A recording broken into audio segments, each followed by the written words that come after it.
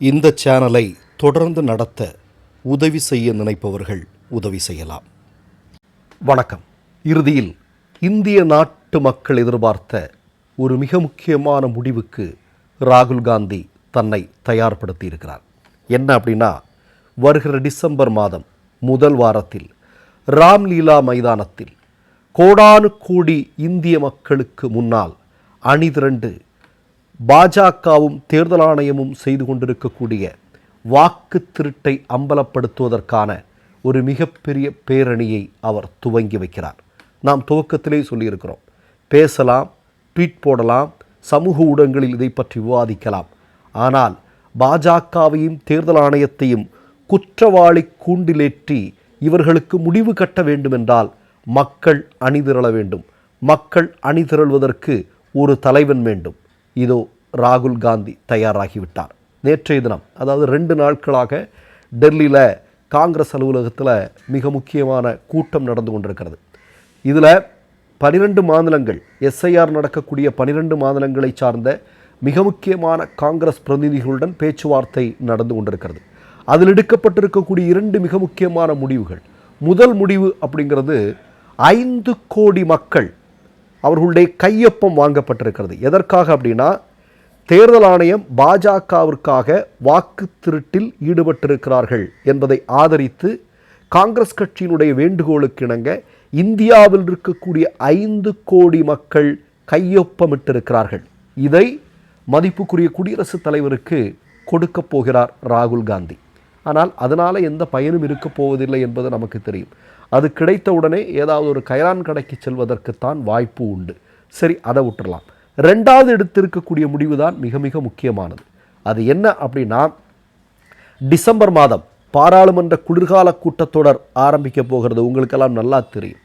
பாராளுமன்றத்திற்கு உள்ளேயும் பாராளுமன்றத்திற்கு சற்று தொலைவில் இருக்கக்கூடிய ராம்லீலா என்று சொல்லக்கூடிய மைதானம், அந்த மைதானத்திலும் ராகுல் காந்தி தலைமையிலான இந்திய மக்கள் ஒருங்கிணைந்து ஒரு மிகப்பெரிய போராட்டத்தை தேர்தல் ஆணையத்திற்கும் மோடிக்கும் ஆர்எஸ்எஸ்ஸிற்கும் எதிராக முன்னெடுப்பது என்பதுதான் இதில் சொல்லப்பட்டிருக்கக்கூடிய மிக முக்கியமான விஷயம். நீங்கள் இந்த நேரத்தில் இன்னொரு செய்தி ஒன்று வந்து கொண்டிருக்கிறது. நேற்றைய தினம் மம்தா பானர்ஜி அவர்கள் ஒரு செய்தியை சொல்லியிருக்கிறார். என்ன சொல்லியிருக்கிறார் அப்படின்னா, இந்த பிஎல்ஓக்கள் இருக்காங்க இல்லையா, இன்றைக்கு இந்த விண்ணப்ப படிவங்களை பூர்த்தி செய்வதற்காக மக்களிடம் சென்று கொண்டிருப்பவர்கள், தேர்தல் ஆணையத்தினுடைய உத்தரவின் பேரில், அப்படி மேற்கு வங்கத்தில் மட்டும் இதுவரையிலும் 28 பேர் தற்கொலை செய்திருக்கிறார்கள் என்கிற தகவலை மேற்கு வங்கத்தினுடைய முதல்வராக இருக்கக்கூடிய மம்தா பானர்ஜி சொல்லியிருக்கிறார். இது சாதாரணமான விஷயம் அல்ல. எந்த ஊடகமும் இதை பற்றி சொல்லவில்லை. ராஜஸ்தானில் தற்கொலை நடந்திருக்கிறது, கேரளாவில் நடந்திருக்கிறது. இந்தியாவுடைய பல்வேறு இடங்களில் இந்த பணிச்சுமை, இந்த அழுத்தம் தாங்காமல் பல பேர் தற்கொலை செய்து கொள்ளக்கூடிய காட்சியை நாம் பார்த்து கொண்டிருக்கிறோம். இந்த நேரத்தில் இவ்வளவு பெரிய முன்னெடுப்பை ராகுல் காந்தி செய்ய போகிறார். எப்போதுமே மக்கள் போராட்டங்களுக்கு முன்னால் அதிகார வர்க்கம் அடிபணிந்திருக்கிறது. ஒரு சிறு உதாரணத்தை மட்டும் சொல்கிறேன். விவசாயிகள் போராட்டம் எப்படி அந்த போராட்டத்திற்கு முன்னால் மோடி மண்டியிட்டு அழுது மன்னிப்பு கேட்டாரோ, அது சமகால உதாரணம். இதோ ராகுலும் களமிறங்கியிருக்கிறார்.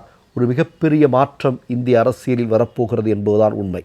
கூடுதலான ஒரு செய்தி, ராகுல் காந்தி சொல்லியிருக்கக்கூடிய ஒரு செய்தியை உங்களுக்கு நான் சொல்ல விரும்புகிறேன். அவர் சொல்கிறார் இந்திய மக்களை பார்த்து, நான் தோற்கடிக்கப்பட்டிருக்கலாம், கேவலமான முறையில் வீழ்த்தப்பட்டிருக்கலாம், எனக்கு வருத்தமில்லை. நீங்கள்தான் வருத்தப்பட வேண்டும். உங்கள் உரிமைகள் பறிக்கப்படுகின்றன, உங்கள் ஓட்டுக்கள் திருடப்படுகின்றன, ஜனநாயகம் சூறையாடப்படுகிறது. இதை நீங்கள் ஏற்றுக்கொண்டாலும் இல்லை என்றாலும் இதுதான் உண்மை. நீங்கள் எத்தனை முறை என்னை தோற்கடித்தாலும் நான் இதில் உறுதியாக இருக்கிறேன். நான் ஒன்றும் ஆகாமல் அழிந்து போகலாம். அழியும் வரையிலும் உங்களுக்காக குரல் கொடுத்து கொண்டேதான் இருப்பேன். நான் இல்லாத போது அந்த குரலின் வலிமையை நிச்சயமாக நீங்கள் உணர்வீர்கள். காரணம், உண்மையை நிரந்தரமாக யாராலும் மூடி வைக்க முடியாது. என் உள்மனதும் என் மனசாட்சியும் நாட்டு மக்களுக்கு இதைத்தான் சொல்லிக்கொண்டே இருக்கிறது. ராகுல் காந்தி. நான் ஒரு செய்தியை சொல்ல விரும்புகிறேன். அதாவது, பாஜக என்று சொல்லக்கூடிய கட்சி, மோடி தலைமையிலான பாஜக அரசு, இன்றைக்கு ஆட்சி செய்து கொண்டிருக்கக்கூடிய அரசு, தொடர்ந்து தேர்தலில் இந்திய ஜனநாயகமே வெட்கி தலைகுனியக்கூடிய அளவிற்கான மிகப்பெரிய மோசடிகளை தேர்தல் ஆணையத்தை வைத்து அரங்கேற்றி கொண்டிருக்கிறது என்பது இன்றைக்கு உலகம் பூரா பேசிக்கொண்டிருக்கக்கூடிய விஷயம். இப்போ பிரேசிலிருந்து அந்த மாடல் அழகி அவங்க ஆச்சரியத்தோடு சொன்னது, இந்தியாவில் என்ன நடக்குது அப்படின்னு கேட்டாங்க இல்லையா. அது பிரேசில் இருக்கக்கூடிய ஒரு மாடல் அழகி மட்டுமல்ல, உலகம் முழுவதும் இருக்கக்கூடிய மக்கள் கேட்டுக்கொண்டிருக்கிறார்கள். பங்களாதேஷில் இதுதான் நடந்தது. பிறகு அங்கே மக்கள் என்ன நடந்தது அப்படிங்கிறத நம்ம கண்கூடாக பார்த்தோம் இல்லையா.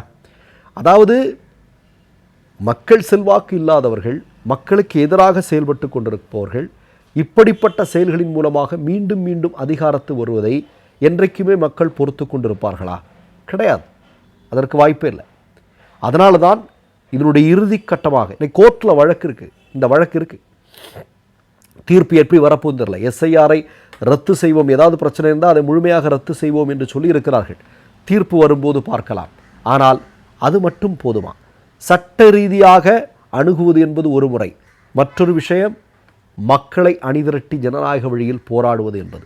அந்த போராட்டத்தை முன்னெடுப்பதற்கு ராகுல் காந்தி தயாராகிவிட்டார், இந்தியாவும் தயாராகிவிட்டது. வாக்கு திருடர்கள் நிச்சயமாக சிறைக்கு செல்லவிருக்கிறார்கள். மற்றொரு நிகழ்வில் சந்திப்போம். நன்றி, வணக்கம்.